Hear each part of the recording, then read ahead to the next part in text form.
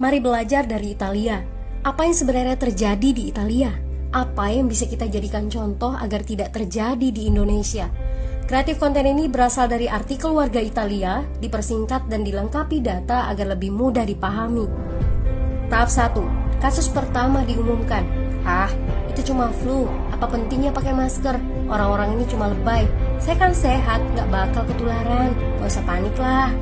Tahap 2. Jumlah positif COVID-19 mulai naik signifikan. Cuma beberapa yang kena. Yang meninggal pun hanya orang-orang tua saja yang memang udah punya penyakit. Hidup seperti biasa aja lah. Pacaran, nongkrong bareng temen, jalan-jalan ke mall. Tetep lanjut. Tahap ketiga, jumlah kasus meningkat dengan cepat, berlipat ganda dalam 1 hari. Tingkat kematian pun bertambah. 7 Maret, lebih dari 5.000 kasus positif COVID-19. Zona merah diberlakukan di Italia. Wilayah yang dikarantina hampir 25% dari luas Italia.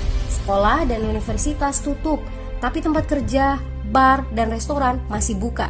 Sementara itu, 75% wilayah lain masih menganggap enteng COVID-19. Anjuran mencuci tangan ada di mana-mana, tapi sekadar anjuran dan tak banyak yang melakukan.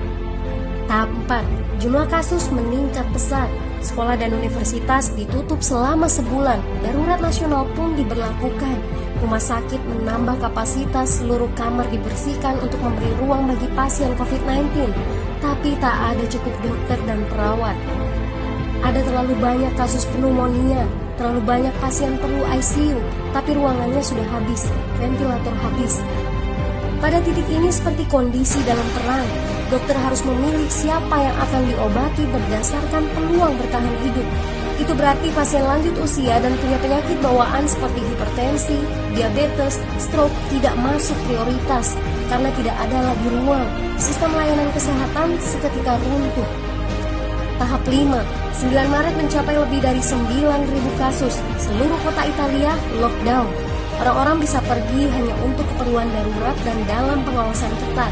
Semua bisnis masih dibuka karena jika tidak, ekonomi akan runtuh. Itu kebijakan pemerintah. Mulai ada ketakutan, orang-orang mulai memakai masker dan sarung tangan. Tapi tetap saja, ada anak-anak yang merasa jagoan, masih ingin uji nyali. Pergi ke restoran rame-rame, hangout bareng, minum-minum dan lain sebagainya. Tahap 6. 2 hari kemudian pemerintah Italia berubah pikiran. Semua bisnis harus tutup. Bar, restoran, pusat perbelanjaan, semua jenis toko, kecuali supermarket dan apotek. Penyebabnya, karena dalam sehari yang positif bertambah lebih dari 2.000 kasus.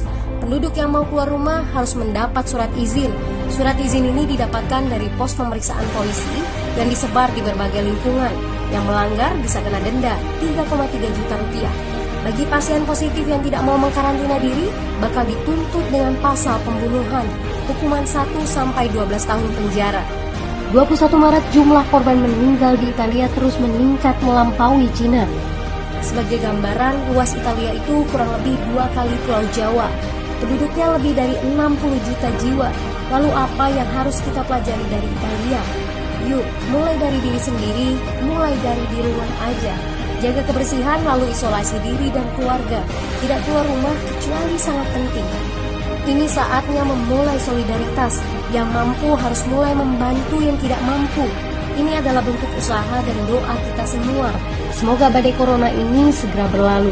Mari memulai kekompakan dengan membagikan informasi ini. Di rumah aja, mari belajar dari Italia.